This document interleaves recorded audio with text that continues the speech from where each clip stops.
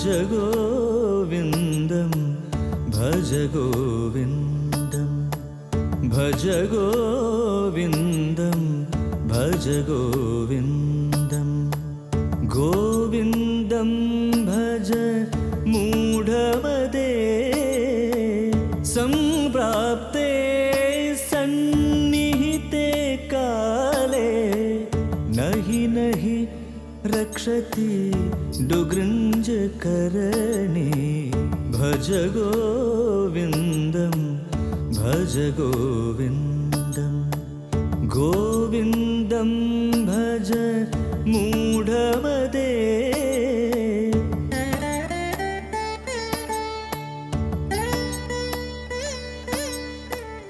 കാതേ കാന്താ കസ്തേ പുത്രഃ സംസാരോയമതീവ വിചിത്രം കാതേ കാന്താ കസ്തേ പുത്രഃ സംസാരോയമതീവ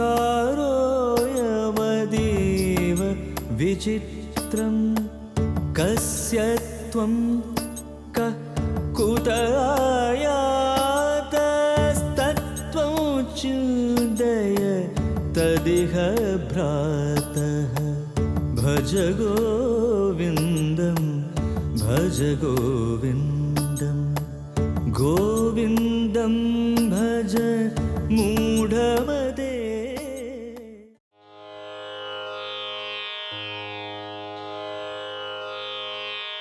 കാത്തയെ കാന്ത, നിന്നെ കാന്ത, നിന്നെ മനോഹരമായിട്ട് നിന്നെ രസിപ്പിക്കുന്നവൾ, രഞ്ജിപ്പിക്കുന്നവൾ, കാമിക്കുന്നവൾ എന്ന് വിചാരിക്കുന്ന ആ മനോഹര യുവതി ആരാണ്?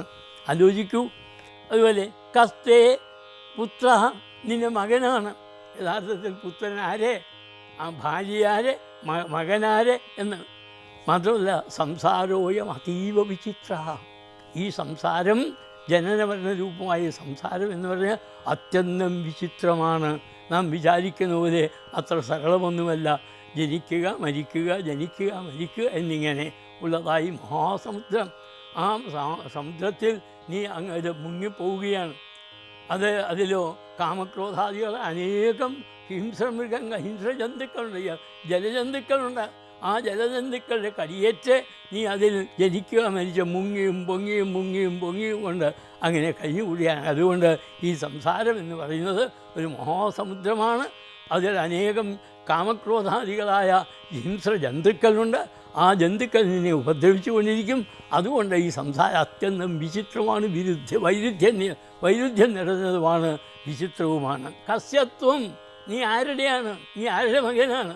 നീ ആരുടെ സഹോദരനാണ്? നീ ആരുടെ പുത്രനാണ്? ഒന്നുമില്ല.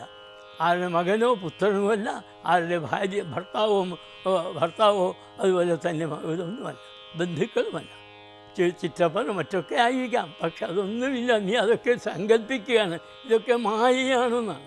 ത്വം കഹ, മാത്രമല്ല നീയും ആരെ? ഇപ്പം ഞാനെന്ന് നീ അഭിമാനിക്കുന്നു. നീ എന്ന് പറയാൻ ആലോചിക്കൂ. നീ എന്ന് പറയുന്ന ശരീരമാണോ? ചിലപ്പോൾ തോന്നും ഞാൻ തടിയനാണ്, ഞാൻ മെലിഞ്ഞവനാണെന്ന് പറയും. ഞാനെന്ന് പറയുന്നത് ഒരു തടിയുള്ളതായ ശരീരമാണെന്ന് തോന്നും. യഥാർത്ഥത്തിൽ നീ ശരീരവും നീ ഒന്നല്ല. നീ തന്നെ പറയും ഇതെൻ്റെ ശരീരമാണ് എന്ന് പറയുമ്പോൾ ഞാൻ വേറെ, ശരീരം വേറെയാണ് നീ തന്നെ സമ്മതിക്കുന്നു. അതുപോലെ ഞാൻ കുരുടനാണ്, ഞാൻ ചെകിടനാണെന്ന് പറയുമ്പോൾ ഇന്ദ്രിയങ്ങളാണ് ഞാനെന്ന് വിചാരിക്കുകയാണ്. യഥാർത്ഥത്തിൽ നീ ഇന്ദ്രിയങ്ങളുമല്ല, നീ ശരീരവുമല്ല, നീ മനസ്സുമല്ല, ബുദ്ധിയല്ല, ഒക്കെ അപ്പുറമാണ്. പക്ഷേ നീ എവിടെ നിന്നോ ഞാൻ വന്നത് ഇന്ന സ്ഥലത്താണ് എന്ന് പറഞ്ഞ് യഥാർത്ഥത്തിലല്ല. നീ അവിടെ നിന്നൊന്നുമല്ല വന്നത്, യഥാർത്ഥത്തിൽ പരമാത്മാവിൽ നിന്ന് തന്നെയാണ് നീ വന്നത്.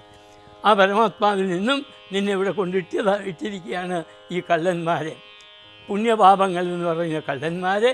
നിന്നെ കണ്ണും കയ്യും കെട്ടി ഈ സംസാരമാകുന്ന ഘോരാരണ്യത്തിൽ കൊണ്ടിട്ടിരിക്കുകയാണ്.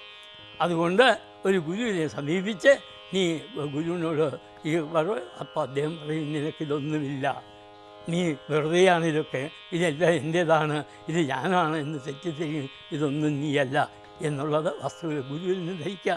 അതുകൊണ്ട് കസ്യത്വം കുതായാത, കസ്യത്വം നീ ആര്, ത്വം കഹ നീ ആര്, അതുപോലെ കുതഹ ആയാത എവിടെ നിന്ന് വന്നത് എന്ന് തത്വം ചിന്തയ.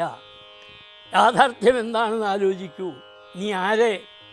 ഞാൻ എന്ന് പറഞ്ഞ യഥാർത്ഥത്തിൽ സച്ചിദാനന്ദ സ്വരൂപനായ പരമാത്മാവാണ്. അതുപോലെ നീ എവിടെ നിന്ന് വന്നു? ഞാൻ ആ പരമാത്മാവിൽ തന്നെയാണ് വന്നത്. ആ പരമാത്മാവിൽ തന്നെ എന്ന് ലയിക്കുകയാണ്. ഞാൻ ശരീരത്തിൽ ഉള്ളിൽ വന്നപ്പോഴേക്കും അതിൽ നിന്ന് വേർപെട്ടുവെന്ന് തോന്നുകയാണ്. യഥാർത്ഥത്തിൽ ഞാൻ പരമാത്മാവ് തന്നെയാണ്. ഈ ശരീരമാകുന്ന കൂടി വിട്ടുപോയാൽ പിന്നെ ഞാൻ പരമാത്മാവിൽ ലയിക്കുകയാണ്. അതാണ് സത്യം. അതാണ് തത്വം ചിന്തയ. ഹേ ഭ്രാത, അല്ലയോ സഹോദര, തദിതം തത്വം ചിന്തയ. ഈ തത്വം ആലോചിക്കൂ. എന്താണ്? നിൻ്റെ ഭാര്യയാരെ, നിൻ്റെ പുത്രനാരെ, അതുപോലെ ഈ സംസാരം അത്യന്തം വിരുദ്ധവും വിചിത്രവുമായിട്ടുള്ളതായ ഈ സംസാരം എങ്ങനെയുള്ളതാണ്? നീ ആരുടെയാണ്? നീ ആരാണ്? നീ എവിടെ നിന്നാണ് വന്നത്? എന്നൊക്കെയുള്ള വസ്തുതത്വം നല്ലവണ്ണം ചിന്തിച്ച് ഗുരുവിനെ സമീപിക്കൂ.